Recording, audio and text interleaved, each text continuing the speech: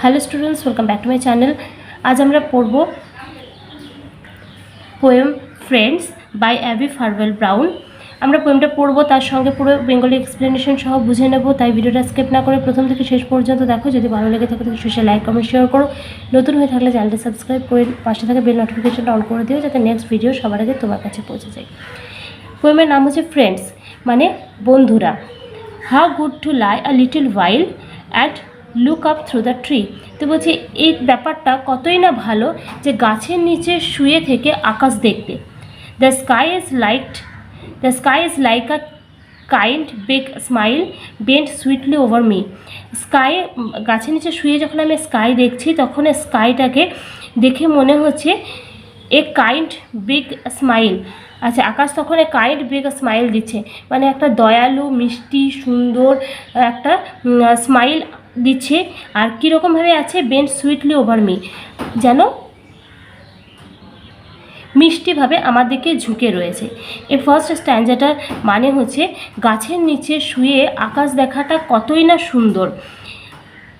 দেখে কি মনে হয়, আর যখন দেখি আমি আকাশের দিকে, তখন মনে হয় যে আকাশ যেন আমার দিকে তাকিয়ে একটা সুন্দর হাসি হাসছে, আর আমার দিকে, আমার উপরে সে মিষ্টিভাবে ঝুঁকে রয়েছে। The sunshine flickers through the lace. আচ্ছা, ফ্লিকার্স মানে হচ্ছে ঝিকমিক করা। এই যে lace of leaves, okay, lace of leaves মানে হচ্ছে লেস হয়েছে, লেস যেগুলো আমরা বুঝি যে ওই সুতোর সূক্ষ্ম সূক্ষ্ম কাজ দিয়ে যে লেসগুলো হয়, ব্যাপারটা সেই জিনিসই। আর লেস অফ লিভস মানে হচ্ছে পাতার ওই যে সূক্ষ্ম সূক্ষ্ম কাজের ওই যে জালিকার মতো দেখায়, সে তার ফাঁক, সেটা বলা হয়েছে। The sunshine flickers through the lace of leaves above my head. Sunshine আমার মাথার উপরে পাতার ওই সূক্ষ্ম পাতার ফাঁক দিয়ে ফ্লিকার্স ঝিকিমিকি করছে। And kisses me upon the face, আর আমার ফেসে কিস করে যাচ্ছে লাইক মাদার বিফোর বেড, যেভাবে মা ঘুমানোর আগে বাচ্চাকে কিস করে। তো আর এই স্ট্যান্ডাটা মানে হচ্ছে যে গাছের নিচে শুয়ে আমি যখন আকাশ দেখছি, তখন এই গাছের পাতার ফাঁক দিয়ে সানশাইন, সূর্যের আলো আমার মাথার উপর পড়ছে, আর যেন মাথার উপর পড়ে আমার ফেসে সেটা কিস করে যাচ্ছে, ঠিক যেভাবে মা বিছানায় মানে ঘুমের আগে বিছানায় যখন আমাদের পাঠায়, তার আগে যেরকমভাবে আমাদেরকে একটা আলতো কিস করে, সেরকম। The wind comes stealing over the grass. Wind কী হচ্ছে, উইন্ড মানে হচ্ছে বাতাস, স্টিলিং মানে জেন্টলি মুভ করছে, ওভার দ্য গ্রাস, এই যে এটা মানে হচ্ছে ওভার দ্য গ্রাস, ঘাসের উপর দিয়ে বাতাস শান্তভাবে আলতোভাবে বয়ে চলেছে। টু উইসপার প্রিটি থিংস, আর কি করছে, উইসপার করছে, ফিস করে বলছে, কি বলছে, প্রিটি থিংস, সুন্দর সুন্দর কথা বলছে।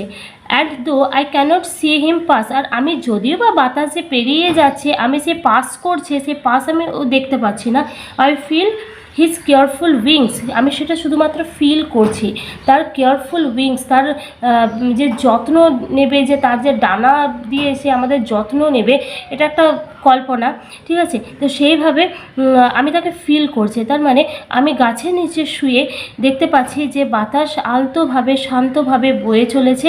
আমার বন্ধু যেমন ফিসফিস করে কিছু বলে, বাতাসও আমায় যেন ফিসফিস করে কিছু বলছে। বাতাস বয়ে যাওয়াটা আমি দেখতে পাচ্ছি না, কিন্তু আমি সেটাকে ফিল করতে পারছি যে আমার আশেপাশে বাতাস আছে।